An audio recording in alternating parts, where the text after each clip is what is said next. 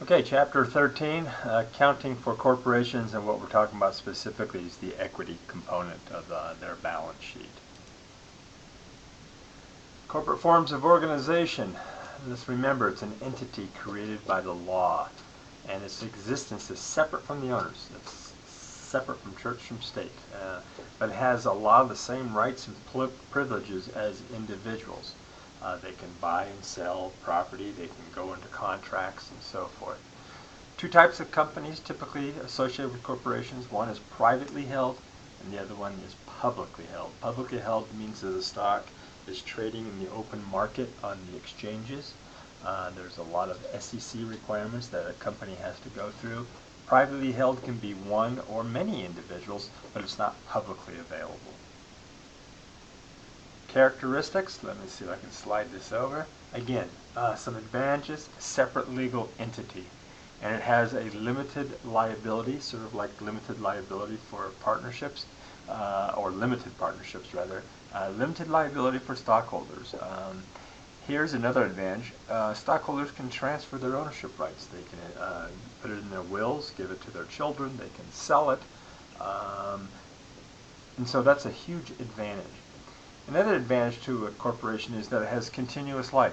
It doesn't die until you submit the legal documents for it, unlike individuals. Many corporations have been in business for going on their second 100 years. Lack of mutual agency for stockholders and ease of capital accumulation. And it's a lot easier for corporations than it is for partnerships or sole proprietorships to raise money. Two major disadvantages: increased government regulation and corporate taxation. There's actually called double taxation. The corporation has to pay taxes, and then individuals on their dividends have to pay taxes again. Again, separate legal owner. It can buy, sell property, borrow money. The owners, the stockholders, cannot bind the corporation unless the owners are agents. Another word for that is unless they're employees and officers of the corporation, which is hired by the board of directors, hires the CEO, then the CEO hires on down to the officers, right? But the stockholders have no ability to bind the corporation legally. Limited liability. Again, creditors have no legal claim on personal assets of the owners, and of course unless fraud has occurred. But if there's no fraud, then if the company goes bankrupt, they can't go after the stockholders. So that's a huge advantage.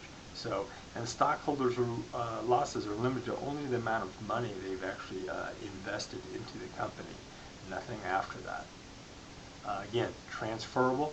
The corporation does not participate in the transfer of ownership rights after the original sale, and that's just between the buyer and the seller, or the inheritance issues.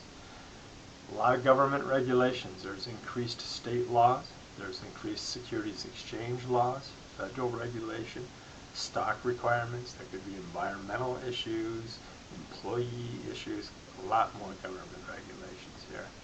Again, double taxation is probably the biggest disadvantage. Again, the corporation itself pays federal and state income taxes, and then the stockholders pay taxes on any dividends that they receive. Or if they sell the stock to make money on the capital gains. So thus again, the corporate income is taxed twice on there. This is sort of important to know. It's the corporate organization management. The stockholders own the company, but they elect the board of directors. And there can be anywhere from one to many board of directors on a company. And then the board of directors hires mainly the CEO, but can also hire other officers. This is the executive staff of the company. And then these in turn will hire the employees. So as you can tell, it goes down, and here's where the stockholders lie. And the board of directors are elected by them. And if there's one major stockholder, like the founder of the company, he'll probably also control the board. So again, corporate organizational chart. A little confusing here, but just go top down. Here's your stockholders, Board of directors, they hire the president, then here's your executive staff. The ultimate control comes from the stockholders. And the stockholders usually meet once a year, and they in turn elect the board of directors. And basically, for every share of stock you have one vote. If you own 1,000,000 shares, you have 1,000,000 votes. So, but these people do not run the company. They don't manage the company. They only set broad policy. And they might meet only 4 times a year, as an example.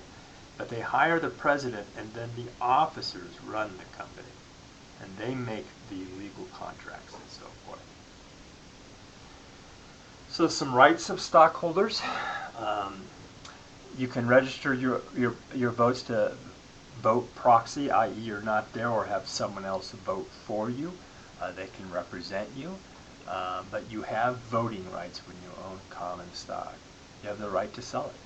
You have the additional right to purchase additional shares of stock up to the percent ownership that you owned prior to the stock offering. If there is any dividends, you have the right to receive it. And you share equally if the company, they decide to sell the company in the remaining parts of the liquidation after the creditors and the preferred stockholders, then you share equally based on the number of shares you have. Key point about dividends. The dividends is decided by the board of directors. They decide whether to remit a dividend or not. Many corporations do not. But it's up, regardless if the company makes a ton of money, it's up to the board of directors to decide to pay that dividend.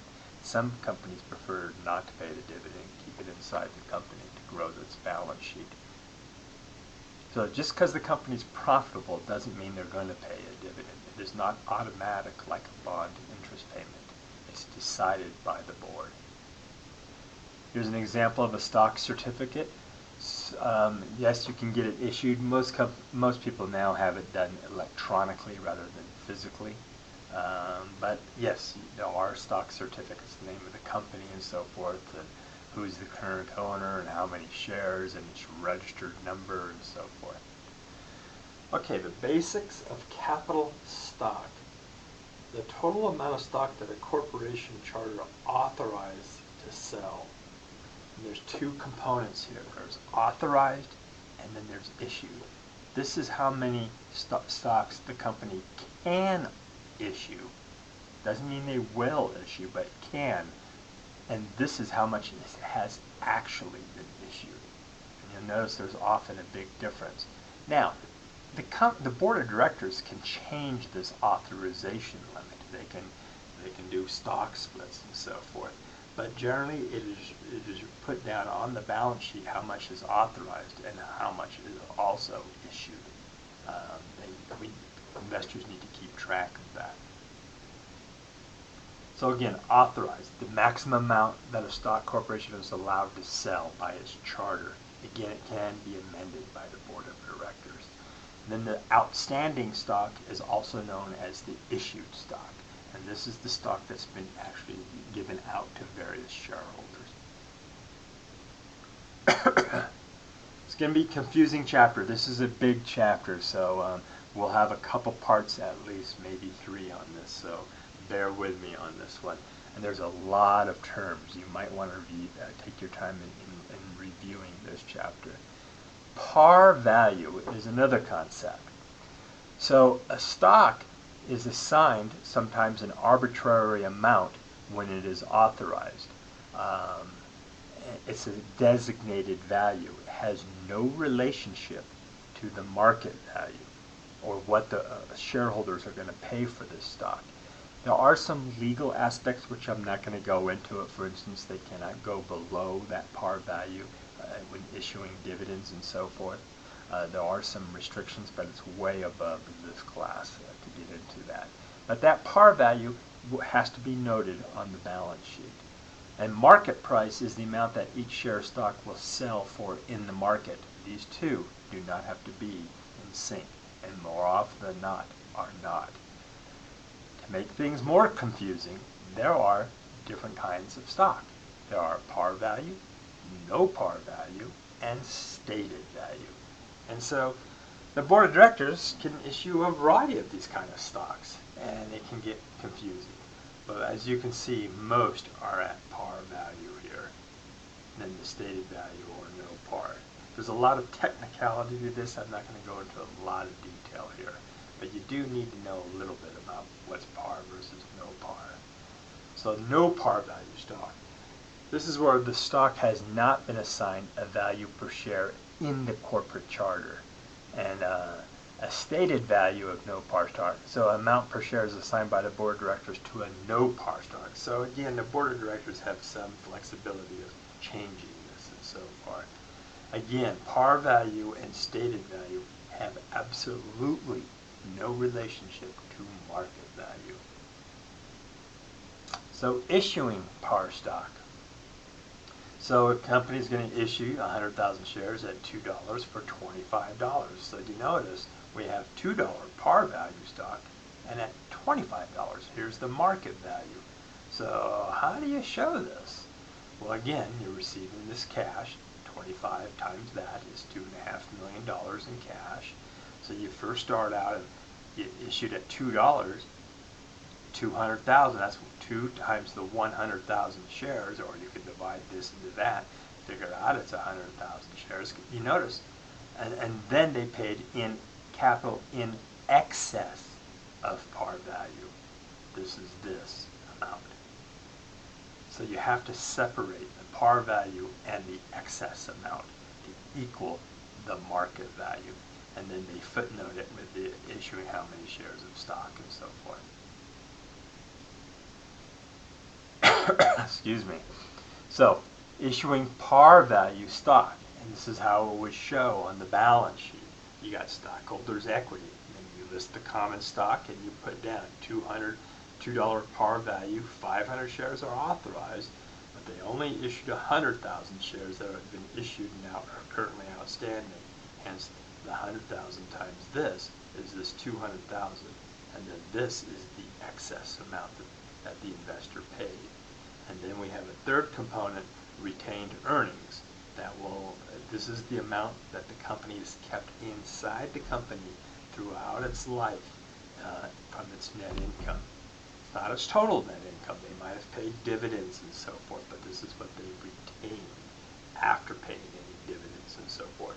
And then you list down the total stockholders' equity. You understand this, because this is going to get a lot more complex, because we're going to issue different kinds of stock, including preferred stock, which have to be shown here. But this is how it is listed. You're showing, again, all the information here. Here's the par value, excess, and then the total. I'm going to stop here, and I'm going to start with part 2 on another video, because I think I'm running out of time here.